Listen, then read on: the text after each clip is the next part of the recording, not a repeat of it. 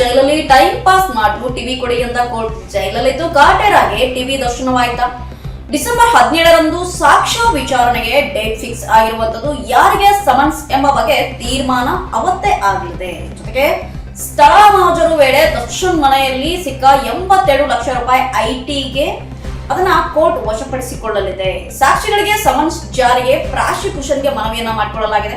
ಕ್ರಮ ಸಂಖ್ಯೆ ಅನುಸಾರ ಸಾಕ್ಷಿಗಳನ್ನ ಸಮನ್ಸ್ ಮಾಡಬೇಕು ಎಂದು ದರ್ಶನ್ ಪರ ವಕೀಲರು ಮನವಿಯನ್ನ ಮಾಡಿಕೊಂಡಿದ್ದಾರೆ. ಇನ್ನು ಪರಪ್ಪನ ಅಗ್ರಹಾರದಲ್ಲಿರುವಂತಹ ಆರೋಪಿಗಳಿಗೆ ವಿಡಿಯೋ ಕಾನ್ಫರೆನ್ಸ್ ಮುಖಾಂತರ ವಿಚಾರಣೆಗೆ ಹಾಜರಾಗಲು ಈ ಒಂದು ಟಿವಿಯ ವ್ಯವಸ್ಥೆಯನ್ನ ಮಾಡಲಾಗಿದೆ. ಜೊತೆಗೆ ರಾಜ್ಯಾದ್ಯಂತ ಇನ್ನೇನು ಡೆವಿಲ್ ಅಬ್ಬರ ಸ್ಟಾರ್ಟ್ ಆಗ್ತಿದೆ. ಅಭಿಮಾನಿಗಳು ಎಲ್ಲ ಕಡೆ ಪ್ರಚಾರ ಕೂಡ ಮಾಡ್ತಿದ್ದಾರೆ. ಹೌದು, ದರ್ಶನ್ಗೆ ಜೈಲಲ್ಲಿ ಟೈಮ್ ಪಾಸ್ ಮಾಡಲು ಟಿವಿ ಕೊಡಿ ಅಂತ ಕೋರ್ಟ್. ಈ ರೇಣುಕಾಸ್ವಾಮಿ ಕೊಲೆ ಪ್ರಕರಣದಲ್ಲಿ ಬಂದಿಯಾಗಿರ್ತಕ್ಕಂಥ ದರ್ಶನ್ ಗ್ಯಾಂಗ್ಗೆ ಡಿಸೆಂಬರ್ 17ರಂದು ಸಾಕ್ಷ್ಯ ವಿಚಾರಣೆಗೆ ಡೇಟ್ ಫಿಕ್ಸ್ ಆಗಿರುವಂತದ್ದು. ಜೊತೆಗೆ ಕಾಟೇರಾಗೆ ಟಿವಿ ದರ್ಶನವಾಯಿತು ಜೈಲಲ್ಲಿ. ನನಗೆ ದಿಂಬು ಕೊಡಿ, ನನಗೆ ಕಂಬಳಿ ಕೊಡಿ ಎಂದು ದರ್ಶನ್ ಕೇಳಿಕೊಂಡ ನಂತರವೂ ತುಂಬಾ ಲೇಟ್ ಮಾಡಿದ್ದ ಕೋರ್ಟ್ ಮತ್ತು ಜೈಲಿನ ಸಿಬ್ಬಂದಿ.